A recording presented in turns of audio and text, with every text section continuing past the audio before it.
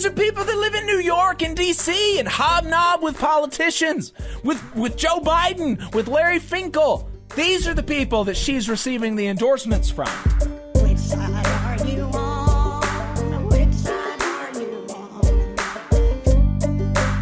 on? Let's talk about somebody who is presumably going to be in office here in a while. Possibly.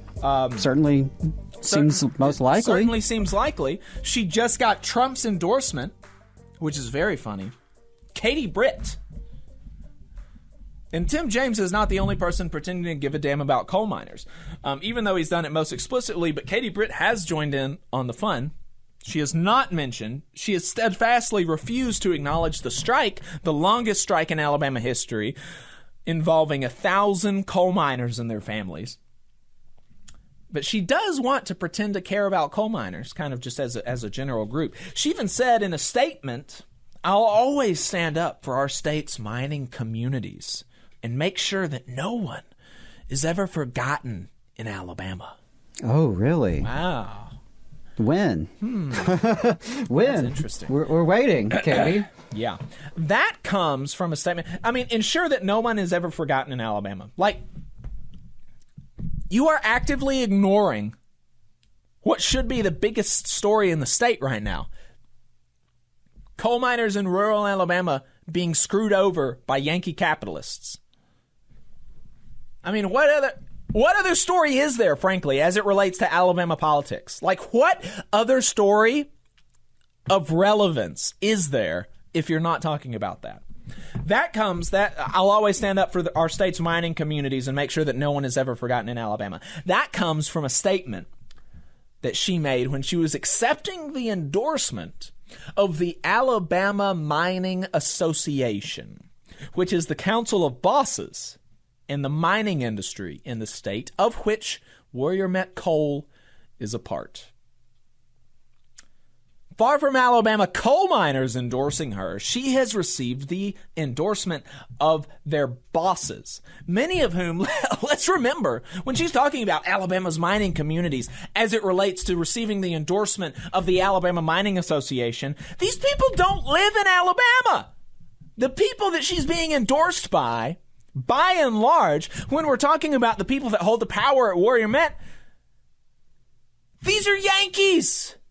These are people that live in New York and D.C. and hobnob with politicians, with Joe Biden, with Larry Finkel. These are the people that she's receiving the endorsements from.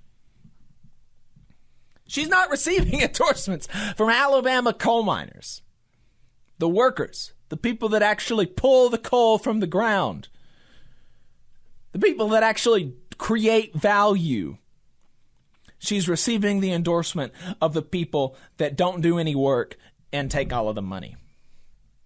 She, just like Tim James, does not give a damn about you, Alabama worker, Alabama coal miner, but she will ever so tepidly invoke your name where she feels that it is politically expedient while she courts the endorsements of the very same carpet-bagging coastal elite billionaires that want to send you a mile underground for longer periods of time, for less pay, for fewer benefits, while they are above ground on golf courses brown-nosing politicians and regulators to try to pull apart and rip to shreds the few remaining strands of protections that you have as a worker, as a coal miner.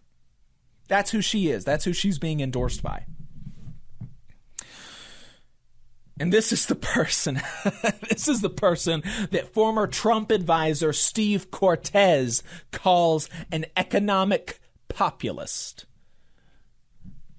That's just an amazing, an Orwellian use of the word.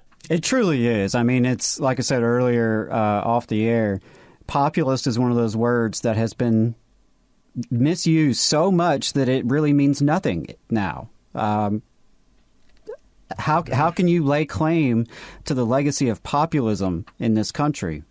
Populism would have been the white and black farmers organizing together, the sharecroppers organizing together against big capital in the late 1800s.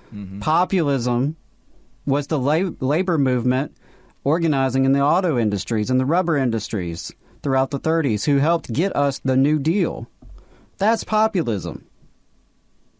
And to pretend that someone like Katie Britt, former head of the Business Council of Alabama, the people who are your bosses, that this is a populist? What population are we talking about here? Because it's clearly not the rank and file working people of this state. Yeah. It's amazing. I mean, it's just genuinely amazing. Yeah, I would love for someone like Mr. Cortez, or really anyone, to explain what they mean by that term, populist. Right. What about her economic program of less regulations on companies? I mean, how can you cannot get less populist. You cannot be further away from any meaningful definition of the word populist than being the president of a statewide council of bosses, which is what she is. She is the former president of the Business Council of Alabama, which is the council of bosses, of owners, of CEOs, of millionaires in this state. She was the president of that organization. You cannot be, it is impossible to be further away from being a populist. Right. I mean, it's just totally it's like, being a warmongering pacifist. It doesn't make sense. You just saw a clip from the Valley Labor Report. We are live every Saturday morning from 9:30 a.m. till 12:30 p.m. And we pride ourselves on keeping all of our content free to everybody so that we can talk to as many working folks as possible. If you support the work that we're doing, you think that it's important, you think that it's good, then consider making a monthly contribution to the project, and you can do that on our website, tvlr.fm.